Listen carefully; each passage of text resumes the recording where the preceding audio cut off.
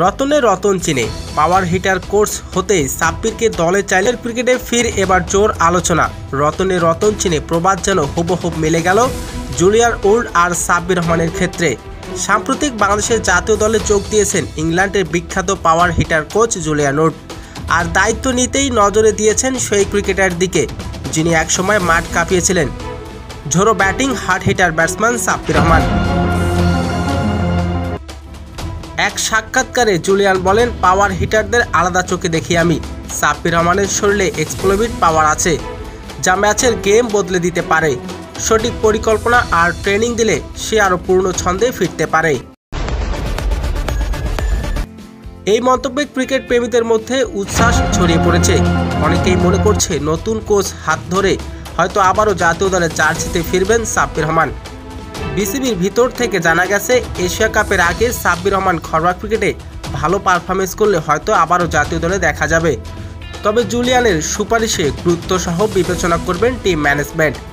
দীর্ঘদিন জাতীয় দলের বাইরে থাকা সাব্বির রহমান ন্যাশনাল মিডিয়ায় এক পোস্টে লিখেছেন, নিজের সেরাটা দেওয়ার সময় এখনও আছে। এই বার্তায় ক্রিকেট ভক্তদের মধ্যে নতুন করে আশা জাগিয়েছে। সম্ভবত খুব শীঘ্রই ব্যাট হাতে আবারও মাঠ কাঁপাতে ফিরছেন সাব্বির।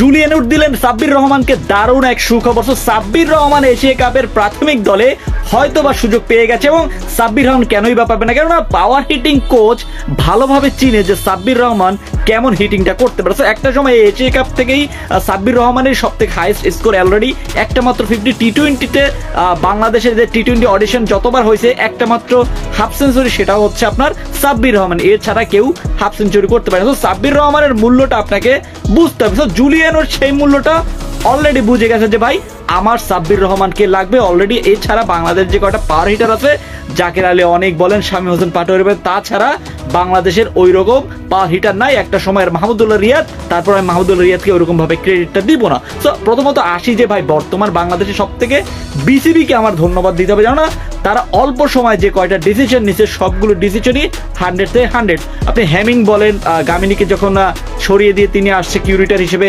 এছাড়া এনসিএলটা শুরু হবে, এছাড়া পাওয়ার হিটিং কোচ নিয়ে আসছে সিমন্স, সবকিছু মিলে একটা পজিটিভ। আপনি কি চান কিনা বাংলাদেশ দলে সাব্বির রহমান আবারও ব্যাক করুক?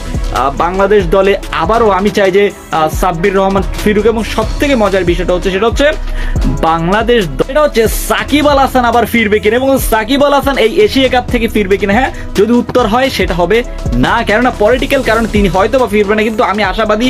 আপনারা আশাবাদী কিনা একটু কমেন্ট করে জানান, সাকিবকে দলে চান কিনা জলদি কমেন্ট করে জানাবেন। ধন্যবাদ।